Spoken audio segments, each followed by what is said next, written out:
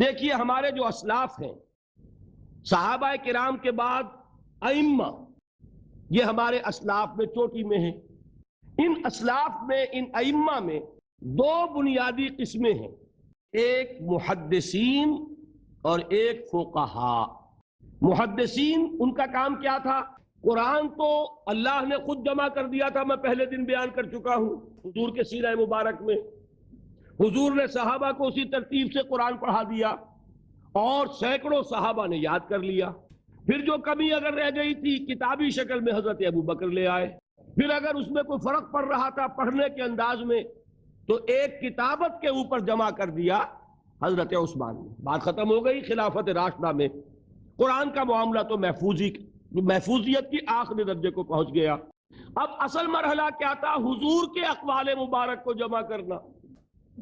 صحابہ ہیں، منتشر ہو گئے ہیں، کوئی صحابی کوفے چلے گئے، کوئی صحابی دمشق چلے گئے، کوئی کہیں چلے گئے، کوئی کہیں چلے گئے۔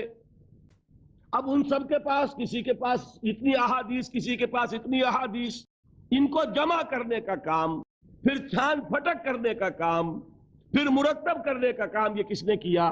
محدثین کرام نے۔ بہت بڑے محسن ہیں اس امت کے محدثین کرام، پوری زندگیاں کھپائیں۔ ایسا بھی ہوا ہے ایک محدث مدینے سے چلتے ہیں، انہیں معلوم ہوتا ہے کہ ایک صحابی دمشق میں ہے، ایک حدیث وہ بیان کرتے ہیں، ذرا باریک باتیں سمجھ لیجئے گا۔ ان کو وہ حدیث معلوم تھی، لیکن وہ حدیث 3 راویوں کے راستے سے آ رہی تھی۔ ان کے پاس جو حدیث تھی وہ 2 راویوں کے حوالے سے تھی۔ اب وہ جاتے ہیں اور وہ دمشق کا سفر کرتے ہیں صرف اس حدیث کو سننے کے لیے، سواری سے اترتے بھی نہیں۔ میں نے سنا ہے آپ حضور کی یہ حدیث بیان کرتے ہیں، جی ہاں، ذرا مجھے سنا دیجئے۔ سنا دیا، ویسے ہی اپنے اونٹ کی جو ہے گردن موڑ لی کے واپس، بھائی اترو، ٹھہرو، قیام کرو۔ نہیں، میں صرف ایک حدیث رسول تم سے سننے کے لیے آیا تھا، میں اپنے اس سفر میں کوئی اور مقصد جمع نہیں کرنا چاہتا۔ یہ کام کیا محدثین نے۔ لوگ سمجھتے ہیں جیسے کہ ڈرائنگ روم میں بیٹھے ہوئے آرام سے کتابیں پڑھتے ہیں، شاید ایسے ہی محدثین کا کام تھا۔ انہوں نے جس طرح زندگیاں لگائی ہیں اور جس طریقے سے حدیث کو جمع کرنے کے لیے مشقتیں جھیلی ہیں، اس کا آج ہم تصور نہیں کر سکتے۔ اچھا، وہ تو محدثین کرام ہیں، ان میں بھی اب ایک کا نام نوٹ کر لیجئے۔ چوٹی پہ کون ہے؟ امام بخاری، امام مسلم، امام ترمذی، امام احمد ابن حنبل، امام ابن ماجہ، امام ابو داؤد، سب ہیں۔ لیکن چوٹی پر رئیس المحدثین کون ہے؟ امام بخاری۔ اچھا، اب تیسرا طبقہ ہے ہمارے ہاں، دوسرا، وہ ہے فقہاء۔ قرآن بھی جمع ہو گیا، حدیث بھی آ گئی، اب اس سے احکام نکالنے بھی تو ہے نا، استدلال کرنا ہے، حدیثوں کو جوڑنا ہے، قرآن کے ساتھ ان کا ربط تلاش کرنا ہے، اور پھر کوئی حکم تلاش کرنا ہے، اجتہاد کرنا ہے۔ یہ کام جنہوں نے کیا انہیں ہم کیا کہتے ہیں؟ فقہاء کرام۔ اور ان میں بہرحال جو لوگ یہاں جمع ہیں، مجھے یقین ہے کہ وہ اس بات کو تسلیم کرتے ہوں گے کہ ان میں چوٹی پر ہیں امام ابو حنیفہ رحمۃ اللہ علیہ، امام اعظم۔ پوری دنیا نے تسلیم کیا ہے کہ قانون کا جتنا سینس امام ابو حنیفہ کو ہے، قانون ایک علیحدہ شے ہے، اخلاقیات علیحدہ چیز ہیں۔ ایک شے کا اخلاقی تقاضا کچھ اور ہے، قانونی تقاضا کچھ اور ہے۔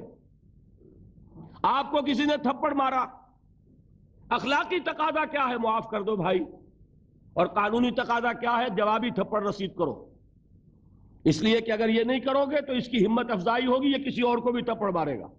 میں اپنا احساس عرض کر رہا ہوں، اور دنیا میں جو بات مانی گئی ہے کہ جس کا نام لیگل سینس ہے، قانون کا ایک فہم، اس میں دنیا کا کوئی شخص مقابلہ نہیں کر سکتا امام ابو حنیفہ کا۔ آپ صحابہ کو ان سے مستثنا کر دیجئے، ظاہر بات ہے انبیاء اور رسولوں کا معاملہ نہیں ہے، تو باقی انسانی نوع انسانی کے اندر امام ابو حنیفہ کا پلے کا کوئی شخص، ان کے برابر کا کوئی شخص قانون کا فہم رکھنے والا آج تک پیدا نہیں ہے۔ تو سید الفقہاء کون ہوئے؟ امام ابو حنیفہ۔ اور رئیس المحدثین کون ہے؟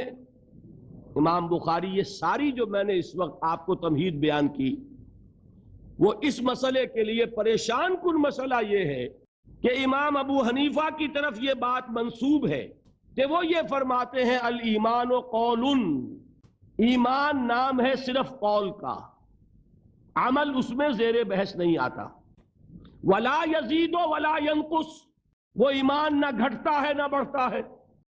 اب دوسرا سٹیٹمنٹ سنیے، وہ ہے امام بخاری کا، رئیس المحدثین کا، الایمان قول وعمل، ایمان نام ہے قول اور عمل کے مجموعے کا، قول اور عمل دونوں چیزیں ایمان میں شامل ہیں، وَيَزِيدُ وَيَنْقُصُ، وہ گھٹتا بھی ہے بڑھتا بھی ہے۔ ایک مسلمان کو پریشان ہو جانا چاہیے کہ نہیں؟ ایمان جیسی بنیادی بات، سارا قصر تو یہیں سے تعمیر ہونا ہے، جڑ بنیاد ایمان ہے۔ ایمان کے بارے میں کوئی 14ویں صدی کے 15ویں صدی ہجری کے کوئی علماء ہو، بڑے سے بڑے ہو، ان کا اختلاف ہو جائے تو تشویش نہیں ہوگی۔ یہ کن کے درمیان اختلاف ہو رہا ہے؟ رئیس المحدثین امام بخاری اور سید الفقہاء امام ابو حنیفہ، اور کتنا بنیادی اختلاف، بظاہر متضاد باتیں، بظاہر کہہ رہا ہوں میں، تو یہ تو معلوم ہوتا ہے کہ بہت زبردست اختلاف ہے جو حل نہیں ہو سکے گا۔ اللہ تعالیٰ کا شکر ادا کرتا ہوں، اس نے اس کا حل سمجھایا، اور کیسا سمجھایا؟ میں پورے انشراح صدر کے ساتھ کہہ رہا ہوں، اس میں کوئی تصنع نہیں، کوئی تکلف نہیں۔ میرے نزدیک دونوں باتیں 100% درست ہیں، یہ نہیں کہ 50% یہ درست 50% وہ درست، نہیں، یہ بھی 100% درست، یہ بھی 100% درست۔ فرق کیا ہے؟ محل مختلف ہے۔ امام ابو حنیفہ قانونی ایمان کی بات کر رہے ہیں، اور امام بخاری حقیقی ایمان کی بات کر رہے ہیں۔ قانونی ایمان کے اعتبار سے 100% درست ہے یہ بات کہ وہ صرف قول ہے، عمل نہیں، زیر بحث آئے گا۔ ایک شخص نماز نہیں پڑھتا کافر نہیں ہے، نماز کا منکر ہو جائے کافر، زکوٰۃ نہیں دیتا فاسق ہے، فاجر ہے، کافر نہیں ہے، زکوٰۃ کہہ دے کہ ہے ہی نہیں دین میں، کافر۔ تو معلوم ہوا کہ قانونی ایمان جس پر دار و مدار ہے کفر اور اسلام کا، اس کا کل دار و مدار صرف قول پر ہے، اقرار باللسان پر ہے۔ یہ بات آپ نے سنی ہوگی، امام ابو حنیفہ کا قول ہے 100% درست کہ گناہ کبیرہ سے بھی انسان کافر نہیں ہوتا۔ کبیرہ گناہ ہے، شراب پی ہے، کافر نہیں ہے، حد لگا دو۔ حضرت عمر نے اپنے بیٹے پر حد جاری کی، ایک مرتبہ مصر میں حد جاری ہو چکی تھی، لیکن حضرت عمر کو احساس ہوا کہ وہاں شاید رعایت کی گئی ہوگی خلیفہ کے بیٹے پر حد جاری کرنے میں، لہذا پھر بلایا اپنے پاس اور دوبارہ حد جاری کی۔ اگر کسی سے زنا ہو گیا ہے، میں آپ کو واقعہ سنا چکا، غامدی خاتون، کہ ذرا کسی نے کہہ دیا بے حیا عورت تھی، تو حضور نے کیسی ڈانٹ پلائی ہے، کتنا اس کا رتبہ بیان کیا ہے۔ اس نے تو وہ توبہ کی ہے کہ مگر مدینے کی پوری آبادی پر اس کو تقسیم کر دیا جائے تو سب کی نجات کے لیے کافی ہو جائے۔ البتہ حقیقی ایمان، اب یہاں زمین و آسمان کا فرق آ جائے گا۔ ایمان دل میں اتر جائے تو کون نہیں جانتا کہ دل میں جو بات اتر جائے وہ عمل پر ضرور اثر انداز ہوتی ہے۔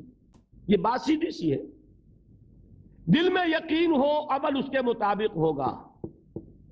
2 اور 2 4 کی طرح مثالیں دے دوں آپ کو یقین ہے آگ جلاتی ہے، آپ ہاتھ ڈالتے ہیں اس میں، کیوں؟ یقین ہے کہ جلاتی ہے، لہذا کوئی شخص ہاتھ نہیں ڈالے گا، غلطی سے پڑ جائے تو پڑ جائے، جان بوجھ کے کون ڈالے گا؟ اچھا، میں بلکہ یہاں تک کہا کرتا ہوں کہ یقین تو بڑی دور کی شے ہے، گمان بھی ہو، گمان، اس کا نتیجہ بھی عمل میں نکل آتا ہے۔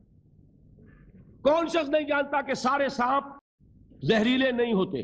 معلوم ہے نا، لیکن جو سانپ ہے پتہ نہیں کم بخت یہ زہریلا ہے کہ نہیں؟ یقین نہیں ہے کہ یہ زہریلا ہے، ہو سکتا ہے کہ زہریلا ہو، صرف ظن ہے نا، آپ قریب پھٹکتے ہیں اس کے۔ معلوم ہوا کہ یقین تو بڑی شے ہے۔ کیا دل میں یہ یقین ہو کہ اللہ ہے اور مجھے دیکھ رہا ہے اور مجھے اس کے حضور میں حاضر ہونا ہے، پھر بھی آپ شراب پی سکیں گے؟ بتائیے، اگر چوراہے پر کانسٹیبل کھڑا ہے آپ نے دیکھ لیا. ساتھ ہی آپ نے دیکھا ایک کونے میں موٹر سائیکل لے کر تیار سارجنٹ بھی کھڑا ہے. آپ کی گاڑی صحیح جگہ آ کے رک جائے گی نا, 1 انچ آگے نہیں بڑھے گی.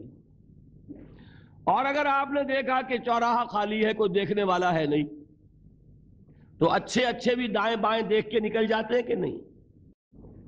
آدمی اپنے آپ کو دھوکہ دیتا ہے, بھئی یہ سارے ٹریفک رولز بچاؤ کے لیے ہے نا, تو دور دور تک کوئی ٹریفک نہیں ہے, خامخواہ کھڑا رہوں میں یہاں کائے کے لیے. لیکن دور دور تک کوئی ٹریفک نہ ہو لیکن سارجنٹ کھڑا ہو, پھر آپ پابندی کریں گے کہ نہیں؟ اگر یہ یقین ہو کہ اللہ ہے اور مجھے دیکھ رہا ہے, تو کیا اس کا قانون توڑیں گے آپ؟